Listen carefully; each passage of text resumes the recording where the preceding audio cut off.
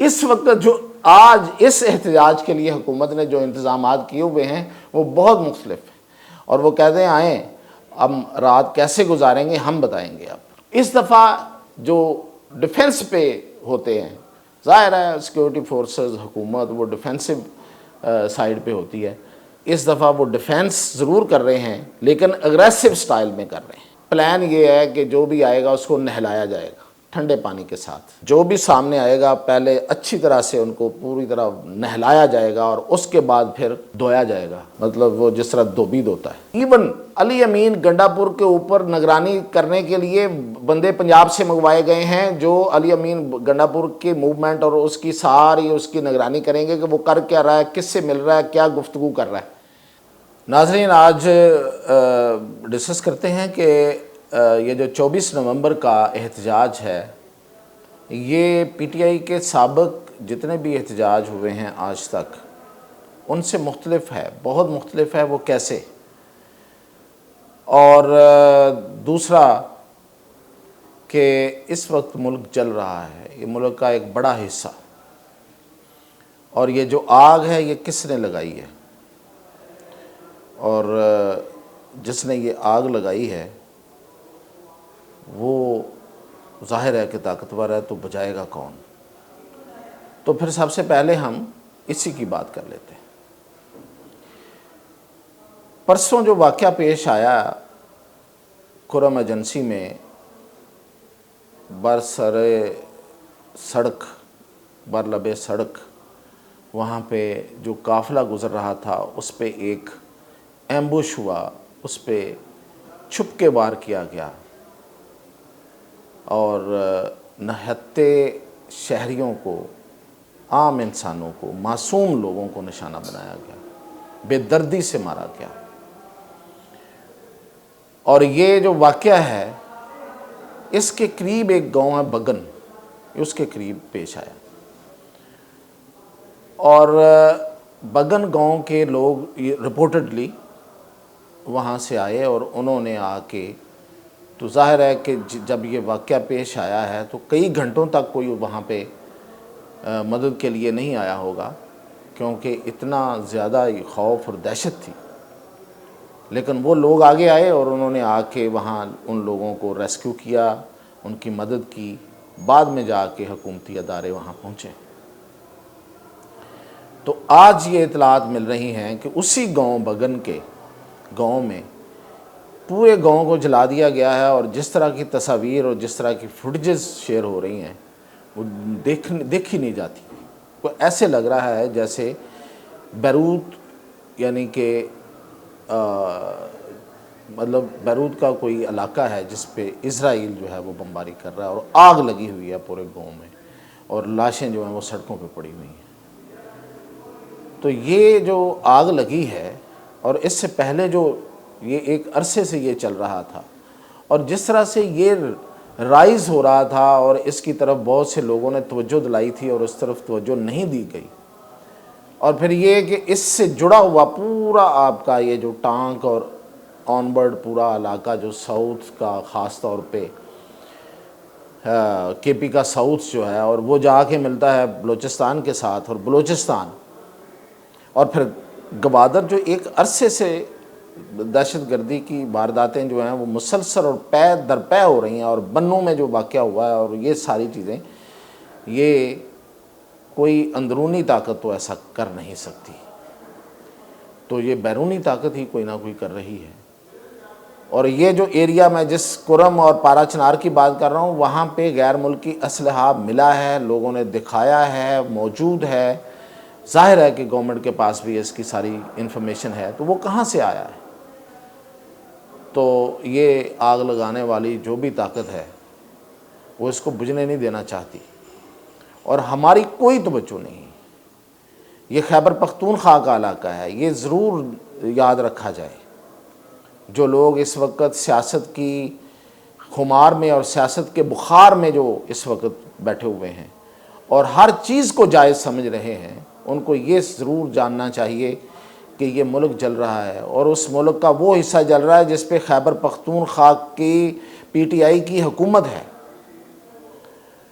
اور وہ P T I جو ہے وہ کیا ان کا جو بنیادی جو کام ہے، جو ان کا فرض ہے جس کے لیے لوگوں نے ان کو ووٹ دیا ہے، وہ بھلا کے اور وہ سیاست کی طرف، میں یہ نہیں کہتا کہ عمران خان کی رہائی ان کے لیے ہوگی بڑی اہم،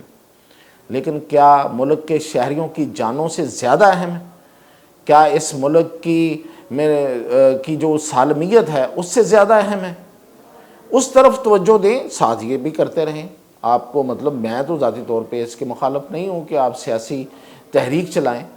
آپ سیاسی احتجاج کریں، لیکن جو آپ کی پرائمری ڈیوٹی ہے اس کو آپ بھول کے جب اس طرف آئیں گے تو اس کا مطلب یہ ہے کہ آپ نے سب کچھ دشمن کے حوالے کر دیا اور اپنی سیاست کی طرف چل پڑے۔ تو جب آپ پیٹھ موڑیں گے تو پھر دشمن اس کا فائدہ اٹھائے گا۔ تو اس وقت حکمران جو ہیں خیبر پختونخوا کے، وہ پیٹھ موڑے کھڑے ہیں اور اپنے وقتی اور سیاسی مفادات کو انہوں نے ترجیح دی ہوئی ہے۔ یہ کوئی نعرہ نہیں ہے، یہ کسی کے مخالف بیان نہیں ہے، یہ حقیقت ہے، اور یہ تلخ حقیقت ہے۔ ظاہر ہے کہ لوگوں کو یہ ابھی سمجھ نہیں آ رہی، لیکن یہ ہے کہ جب سب جل جائے گا پھر شاید سمجھ آ جائے۔ اتنے برے حالات ہیں، ان کو بیان کرنا بھی میرا خیال ہے کہ کوئی بہت زیادہ اچھی بات نہیں ہے اور مشکل ہو رہا ہے۔ تو اب آتے ہیں کہ یہ جو احتجاج ہے، جو 24 نومبر کی کال ہے جس کو فائنل کال کہا گیا، یہ مختلف کیسے ہے پچھلے تمام احتجاجوں سے، اور خاص طور پہ 4 اکتوبر کا جو احتجاج تھا ان کا، تو اس میں مختلف کچھ چیزیں پہلے جیسی، مثال کے طور پہ کہ مین قافلہ جو ہے یا مین چڑھائی جو ہے وہ خیبر پختونخوا سے ہی ہو رہی ہے، اور پنجاب کی طرف سے کوئی موومنٹ نظر نہیں آ رہی۔ سندھ سے جو کوئی ایک آدھ چھوٹا موٹا قافلہ آ رہا تھا اس کو ظاہر ہے کہ روک دیا گیا ہے، لمبا فاصلہ ہے، وہ تو ایک سمجھ میں آنے والی بات ہے۔ بلوچستان سے بھی لوگ آئے ہوں گے تو اکا دکا آئے ہوں گے، قافلے کی صورت میں آئیں گے تو روک دیے جائیں گے، لیکن پنجاب بالکل سن ہے، اور یہ پچھلی طرح کی طرح ہے، بالکل سن ہے، کوئی موومنٹ نہیں ہے۔ آج ابھی خبریں آئی ہیں کہ وہ کوئی تنظیم جو ہے وہ آج اجلاس کر کے تو آج فائنل کرے گی کہ ہم نے کس طرح موو کرنا ہے اور کس طرح سے جانا ہے، اور ادھر سے خیبر پختونخوا سے ہی وہ سرکاری اور حکومتی سرپرستی میں جو قافلہ آئے گا وہ آئے گا۔ اب اس میں مختلف کیا ہے؟ مختلف یہ ہے کہ اس کے لیے میں نے آپ کے لیے کچھ شعر ڈھونڈ رکھے ہیں، تو وہ ناصر کاظمی کی ایک گیت ہے اس کا کہ اب کے سال پونم میں جب تو آئے گی ملنے، ہم نے سوچ رکھا ہے رات یوں گزاریں گے،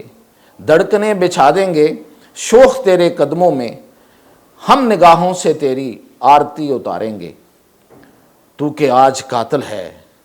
پھر بھی راحت دل ہے، زہر کی ندی ہے تو پھر بھی قیمتی ہے تو، پست حوصلے والے تیرا ساتھ کیا دیں گے، زندگی ادھر آ جا ہم تجھے گزاریں گے۔ تو اس اب کے سال پونم میں اس وقت جو آج اس احتجاج کے لیے حکومت نے جو انتظامات کیے ہوئے ہیں وہ بہت مختلف ہیں، اور وہ کہتے ہیں آئیں اب رات کیسے گزاریں گے ہم بتائیں گے۔ اب اس دفعہ جو ڈیفنس پہ ہوتے ہیں، ظاہر ہے سیکیورٹی فورسز حکومت وہ ڈیفینسو سائیڈ پہ ہوتی ہے، اس دفعہ وہ ڈیفینس ضرور کر رہے ہیں لیکن اگریسو سٹائل میں کر رہے ہیں، اور پلان یہ ہے کہ وہاں پہ جہاں پہ ان کا فوکس ہے وہ ہے اسلام آباد اینڈ سراؤنڈنگس، وہاں پہ سردی ہے، پنجاب میں بیٹھے ہوئے، سندھ میں بیٹھے ہوئے، بلوچستان میں کے بیشتر علاقوں میں بیٹھے ہوئے لوگوں کو شاید اس چیز کی ابھی احساس نہیں ہے کہ وہاں کیا حالات، تو وہاں سردی ہے، اور یہ سردی ظاہر ہے کہ اب ہر دن کے ساتھ بڑھ رہی ہے۔ تو پہلے پلان یہ ہے کہ جو بھی آئے گا اس کو نہلایا جائے گا ٹھنڈے پانی کے ساتھ، یعنی کہ ان پہ جو بھی سامنے آئے گا پہلے اچھی طرح سے ان کو پوری طرح نہلایا جائے گا، اور اس کے بعد پھر دھویا جائے گا۔ دھونا سمجھتے ہیں نا، مطلب وہ جس طرح دھوبی دھوتا ہے، تو یہ پلان ہے، بڑا سخت ہے۔ اور دوسرا یہ مختلف اس میں یہ ہے کہ پچھلی دفعہ انہوں نے ایک اس بہانے کے ساتھ لیڈرز کو روکا ہوا تھا کہ لیڈرز نہیں آئیں گے, ایم این ایز نہیں آئیں گے کیونکہ وہ اٹھا لیے جائیں گے اور وہ کہیں اور استعمال کر لیے جائیں گے. تو اس دفعہ تو ایسی کوئی پابندی نہیں ہے, نہ کسی نے لگائی ہے. تو اس دفعہ مار کھانے والوں میں دیکھتے ہیں کہ کون کون سا ایم این اے شامل ہوتا ہے اور کون کون سا ایم این اے لیڈ کرتا ہے, یہ اب دیکھنا ہوگا. تو اس دفعہ مختلف یہ بھی ہے کہ M N A M P As کو بھی ڈنڈے کھانے پڑیں گے, شرط تو یہ ہے کہ وہ اگر آئیں گے. تو یہاں سے تو کوئی موومنٹ نہیں ہے. دوسری بات یہ ہے کہ علی امین گنڈا پور سے 2 دفعہ کسی کی بات ہوئی ہے, تو اس نے تو صاف ہاتھ کھڑے کر دیے ہیں